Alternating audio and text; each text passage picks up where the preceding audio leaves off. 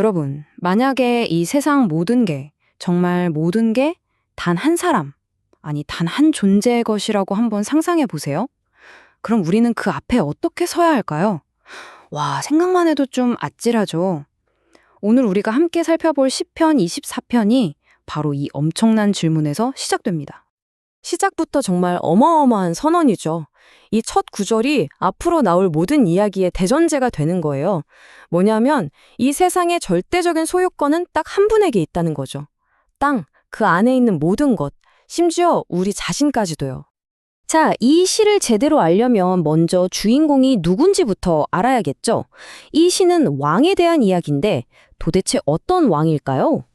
그래서 첫 번째 파트에서는 바로 그 왕의 정체성, 그러니까 창조주로서의 주권에 대해 먼저 짚어보겠습니다. 이 왕의 이름은 바로 여호와입니다. 근데 이게 그냥 이름이 아니에요. 그 뜻이 나는 스스로 있는 자거든요. 다시 말해서 다른 어떤 것에도 의지하지 않고 존재하는 유일한 분이라는 거죠. 모든 역사를 다스리는 주권자, 다른 신화 속 신들과는 아예 차원이 다른 정체성을 보여주는 이름입니다. 그럼 이게 왜 그렇게 혁명적인 생각이었을까요? 당시 대부분의 문화권에서는 역사가 그냥 끝없이 돌고 도는 원 같은 거라고 생각했어요. 뭐 계절처럼요, 신화처럼요. 근데 이스라엘의 생각은 완전 달랐죠. 역사는 시작점이 있고 명확한 끝을 향해 달려가는 하나의 거대한 직선적인 이야기라는 거예요. 그리고 그 이야기의 마지막은 바로 하나님의 나라가 완성되는 것이었고요. 자, 이제 이 시의 가장 중심적인 갈등으로 한번 들어가 볼게요. 이렇게 위대한 창조주, 또 역사의 왕 앞에 과연 누가 설 수 있을까요? 시편의 기자는 바로 이 거룩한 만남에 대한 아주 근본적인 질문을 우리에게 던집니다. 바로 이 질문입니다.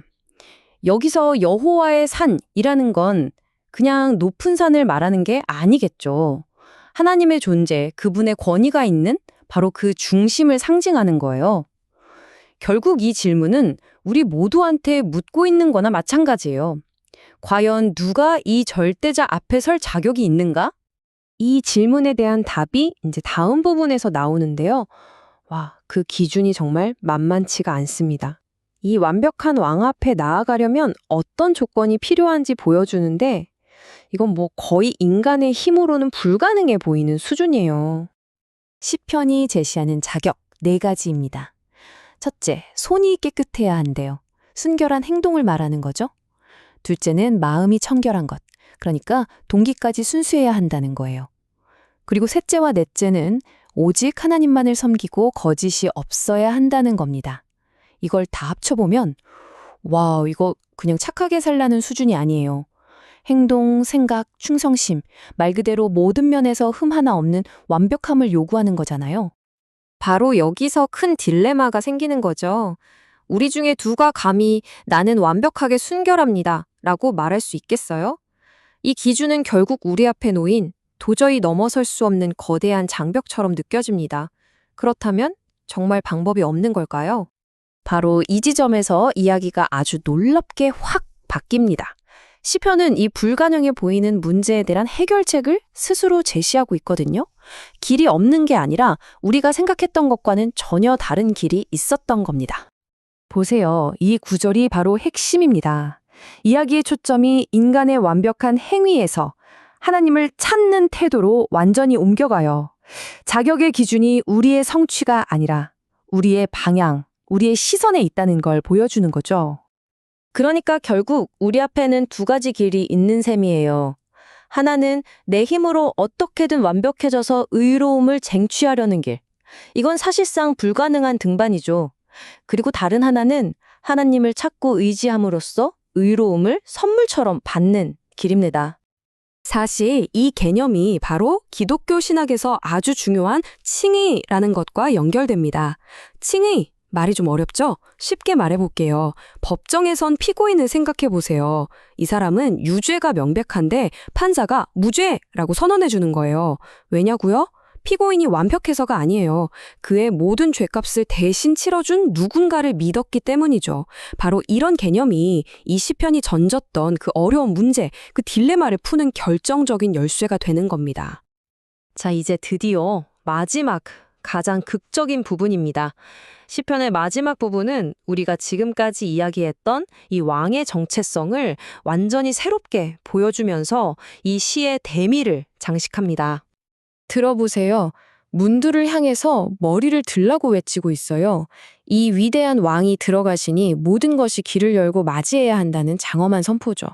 이제 곧 그분이 오실 거라는 기대감이 최고조에 달하는 순간입니다. 그리고 시편은 계속해서 이 극적인 질문을 반복합니다. 이 모든 것을 가능하게 하는 영광의 왕, 그분은 과연 누구신가? 바로 이게 그 대답입니다. 이 왕은 그냥 세상을 만드신 창조주, 또 거룩한 분일 뿐만 아니라 전쟁에 능한 강력한 용사이자 승리자라는 겁니다.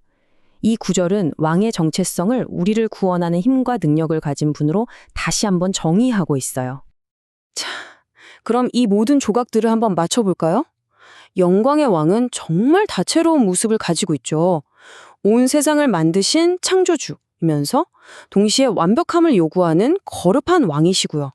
하지만 바로 그분이 그 기준에 도달하지 못하는 우리를 위해 직접 싸워서 길을 열어주시는 승리의 구원자이자 모든 불의에 맞서는 심판자이기도 하다는 겁니다. 오늘 이야기는 이 마지막 질문으로 한번 마무리해볼까 합니다. 만약 의로움이 내 노력의 결과가 아니라 주어지는 선물이라면 그것을 찾고 구한다는 건 우리 삶에서 구체적으로 어떤 모습으로 나타나야 할까요? 한번 깊이 생각해 볼 만한 질문인 것 같습니다.